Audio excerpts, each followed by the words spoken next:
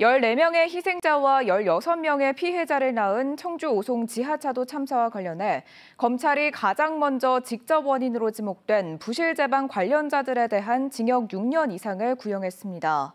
사건 발생 9개월여 만에 오송 참사 피고인들에 대한 첫 구형입니다. 이지현 기자입니다.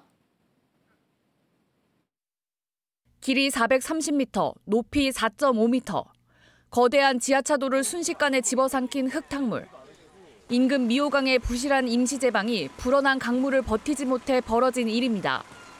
임시제방은 미호천교 확장공사 편의를 위해 임의로 기존 제방을 절개한 뒤 우기에 닥쳐 부랴부랴 쌓아 올렸던 것입니다.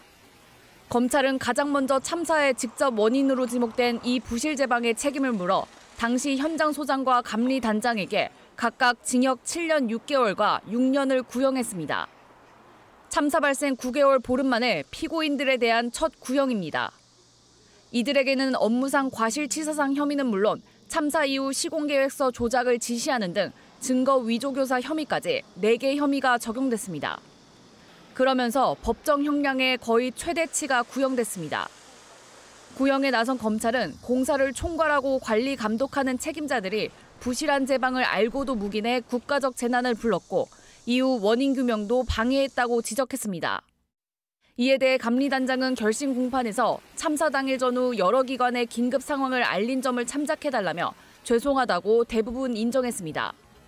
반면 첫 공판부터 혐의를 부인해온 현장 소장은 감리단과 발주청과 달리 시공만 맡아 책임 소재가 없다고 반박했습니다. 두 피고인에 대한 선고는 다음 달 31일 예정된 가운데 검찰이 기소한 30명과 법인 2곳에 대한 재판도 줄줄이 남아 있습니다. 지금까지 검찰이 밝힌 기소 목록에 김영환 충북도지사와 이범석 청주시장 등 최고 책임자는 이름을 올리지 않은 가운데 검찰은 검토하고 있다는 입장만 반복하고 있습니다. MBC 뉴스 이지연입니다.